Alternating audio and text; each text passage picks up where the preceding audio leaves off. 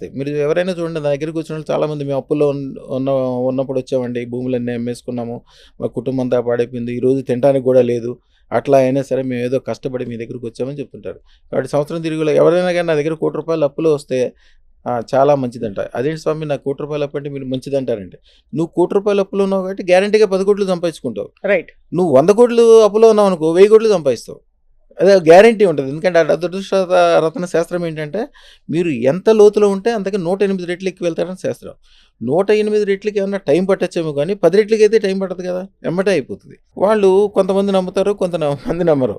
ఎళ్ళిన తర్వాత బ్రహ్మాండంగా ఏదో ఒక రోజున కొంతమందికి టైం బాగుంటే 10 నిమిషాల్లో అవుద్ది. మీరు 10 రోజులు అన్నారు. 10 రోజులు కాదు 9 నిమిషాల్లో కూడా వాళ్ళు అప్పటికే నాది ఎదురుగుండా కూర్చోగానే నాకు మంచి ఫోన్ వచ్చింది సార్, కాంట్రాక్ట్ కుదిరింది సార్, 16 సంవత్సరాల నుంచి ఎదురు చూస్తున్న పని అయిపోయింది సార్, మేము కోర్టులో చూస్తున్న పని, మా నాన్నగారు తిరిగారు, మా తాతగారు తిరిగారు, మా అన్నగారు తిరిగారు, మా అన్నగారు కూడా చనిపోయారు, నేనే ఉన్నాను స్వామి, ఇప్పుడు నేను కూర్చున్నాను, మీ ఎదురుగుండా కూర్చున్నాను, నాకు కోర్టులో అది సెటిల్ అయిపోయింది, లాయర్ ఫోన్ చేసినాడు, మాకు వినిపిస్తారు కూడా ఫోన్లో. నిజంగా అంటే అంత కళ్ళ ముందు జరిగిపోతాయి నిమిషాల్లో.